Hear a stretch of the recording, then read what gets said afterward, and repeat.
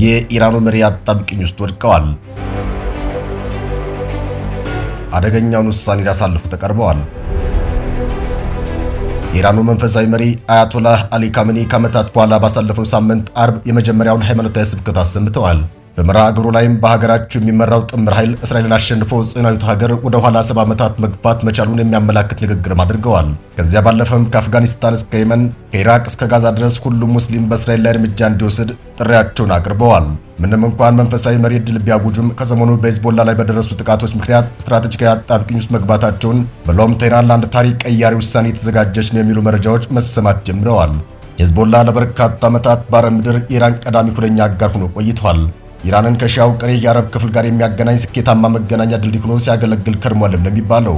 አረባዊ ማንነት ለሌላት እንደ ፐርሺያዊቷ ኢራን አይነት ሀገር የሂዝቦላ ልሳንና ማንነት አክሲስ ኦፍ ሬዚስታንስ የሚሰኘውንና እስራኤል የሚፋለመውን ህብረት ለማስተሳሰር ወሳኝ አንጓ መሆኑን ሁሉም አስማምቶ ቆይቷል። ነገር ግን ሐሰን ናስራላህን ጨምሮ በሂዝቦላ ከፍተኛ አመራሮች ላይ የተፈጸመው ተከታታይ ግድያም ከኢራን የቀደመ አቋሟ እንድትቀይር ሊያስገድዳት እንደሚችል እየተገለጸ ነው የሚገኘው። በእርግጥም ደግሞ ከሰሞኑ እስራኤል በሂዝቦላ አመራሮች ላይ ከወሰደችው እርምጃ ባለፈም በወታደራዊ ይዞታዎቹና የግንኙነት አውታሮቹ ላይ ከባድ ጥቃትን ሰንዝራለች።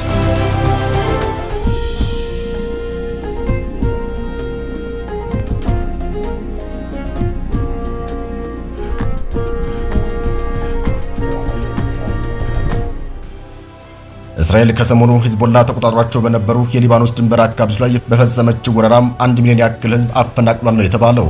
ሊባኖስ ከሰሞነኛው ጦርነት በፊት ገጥሟት የነበረው ፖለቲካዊና ምጣኔ ሀብታዊ ውድቀት ሂዝቦላ በአገሪቱ ፖለቲካዊ እንቅስቃሴና በሊባኖስ ማህበረሰብ ላይ ያለው ተጽዕኖ በመቀነሱ የመጣ ነው የሚሉ በርካቶች ናቸው። ተዋጊ ቡድኑ ከሀገሪቱ መንግስት በኩል ድጋፍ ማጣቱ በሂዝቦላ የታችኛው አባላት ዘንድ የተስፋ መቁረጥ ስሜቶች ፈጥሮ እንደነበር መረጃዎች ያመላክታሉ። በዛ የተነሳ ሂዝቦላ መልሶ የመገንባትና ከገባበት ችግር የማውጣት ሂደት ከፍተኛ ጊዜና አቅም እንደሚጠይቅ መታመን ጀምሯል። ቴህራን ለእንደዚህ አይነቱ ነገር ትዕግስትና አቅም በማጣቷም አማራጮችን ፍለጋ ፊቷን ወዲህና ወዲያ ልታማትር ትችላለች ተብሎ ግምት መቀመጡን አንዳንድ ተንታኞች እየተናገሩ ይገኛል። ቴህራን በአካባቢ ያሉ ሌሎች አጋሮቿን በሂዝቦላ ቦታ የመተካት ሂደትን ልትከተል መቻል ቀዳሚ ተገማች ሂደት እንደሆነም ወታደራዊ መረጃዎች ይጠቁማሉ። በዛ ረገድ በኢራቅ የሚንቀሳቀሰው የሺዓ ታጣቂ ቡድን ራሺድ አልሻቢ ሁነኛ ተተኪ ኃይል ሊሆን የሚችልበት እድል እንዳለ ይነገራል።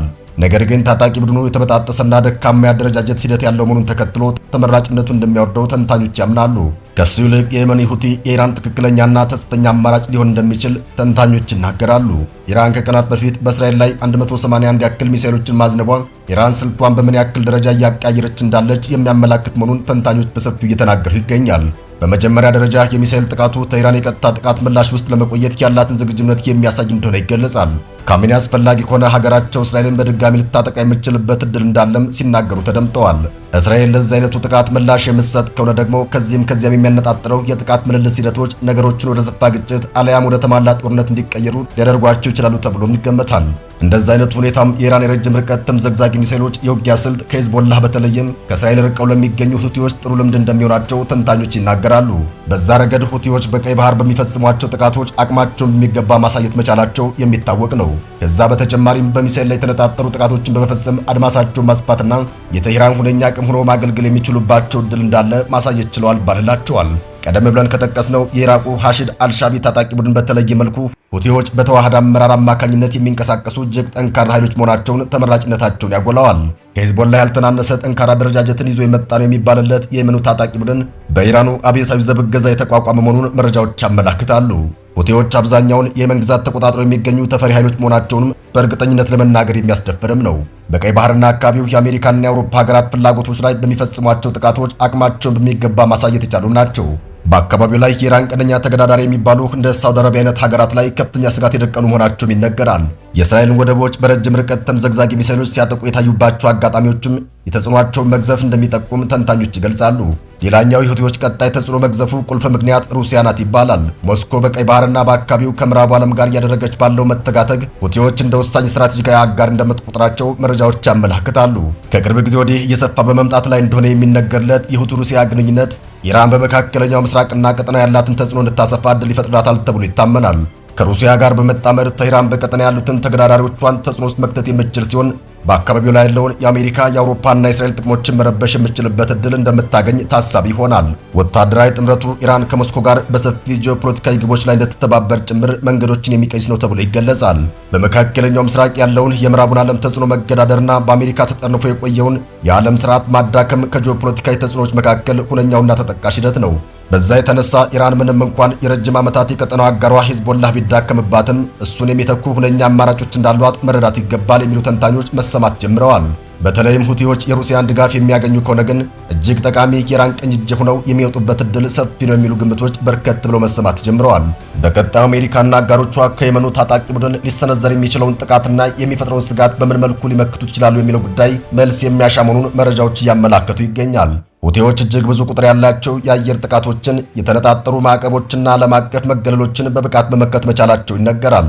ከየመን ጦርነት አንስቶ አሜሪካና አጋሮቿ ታጣቂ ቡድኑን አግደው ለማስቀመጥ የሚያስችል ፖሊሲ ተግባራዊ ቢያደርጉም ውጤታማ ሊሆኑ እንዳልቻለ ግን ገሃድ ወጥቷል። የመኑን ሁኔታን ማንም ደፍሮ እንደማይነካው አስረግጦ መናገር እንደሚቻል ተንታኞች ሲናገሩለት የነበረውን ሂደት እስራኤል በወደቡ ላይ ጥቃት ከፈጸመች በኋላ እንኳን የሚቀየር አልሆነም። ወደቡን ማጥቃት ማለት የአካባቢውን የምጣኔ ሀብት ደም ስር በመቁረጥ በተለያየ ምክንያት ለቀሪው ዓለም ዳፋ የሚተርፍ ሰብአዊ ቀውስ ሊያስከትል መቻሉ ለሁቲዎቹ ሁነኛ ደጀን ሆኗቸዋል። በአጠቃላይ ሲታይ በወቅታዊ ሁኔታ ከእስራኤል በኩል በተለየ መንገድ ምት የደረሰበት ሂዝቦላህ ማገገሙ አይቀር ይመስላል። ነገር ግን ሁቲዎች ከሚፈልጉት ዘርፈ ብዙ ሂደት ብሎም ለማገገም ከሚጠይቀው ጊዜ አንጻር ነገሮች በቀደመ መልኩ ላይጓዙ የሚችሉበት አጋጣሚ ሊኖር እንደሚችል ይገመታል። ሂዝቦላህ ራሱን ለውጦና የቀደመ የአመራርና የእዝ ሰንሰለቱን ይዞ እስኪመለስ ድረስ ኢራን አማራጮችን ለመመልከት ካማተረች ለየመን ሁቲዎች መጪው ጊዜ ይበልጥ ራሳቸውን አጠናክረው ብቅ እንዲሉ መንገድ የሚከፍት ይመስላል። ይህ በእንዲህ እንዳለ ግን ባለፈው አንድ ዓመት በመካከለኛው ምስራቅ ብዙ ያልተጠበቁ ጉዳዮች ከመከሰታቸው አንጻር ሂዝቦላህ ራሱን በቶሎ አድሶና ያጣቸው መሪዎች ተክቶ እስራኤልን መገዳደሩ ሊቀጥል የሚችልበት እድል እንዳለም የሚያምኑ በርካቶች ናቸው። የእስራኤል ጦር ሰራዊት በሊባኖስ ከአየር ጥቃት ባሻገር የተመረጠ የምድር ላይ ዘመቻ መጀመሩን አስታውቆ ውጊያ ማካሄድ ከጀመረም ከአንድ ሳምንት በላይ እንደሆነ ይታወቃል።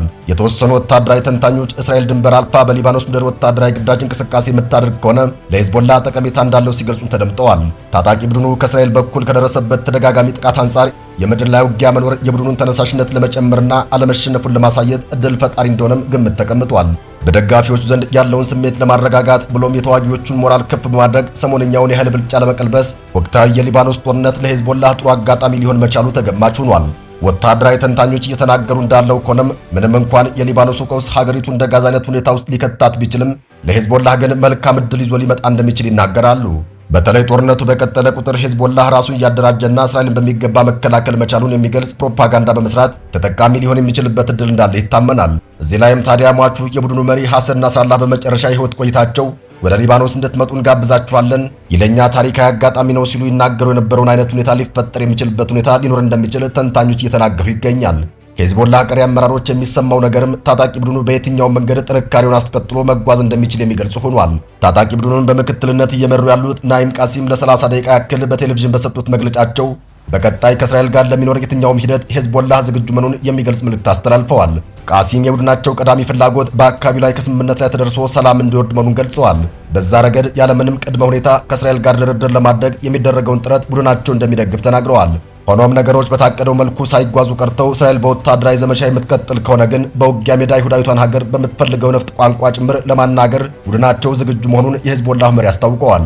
የእስራኤሉ ጠቅላይ ሚኒስትር ቤንያሚን ኔታንያሁ በበኩላቸው ሊባኖሳውያን ሀገራቸው እንደ ጋዛ ከመፈራረስ እንዲታደጉ ባቀረቡት ጥሪያቸው በሂዝቦላህ ላይ ከባድ የሚባል አዲስ አይነት ማስፈራሪያ ሲሰነዝሩ ተደምጠዋል። ሰላም ለመላው ዓለም፣ ሰላም ለመካከለኛው ምስራቅ። አበቃን።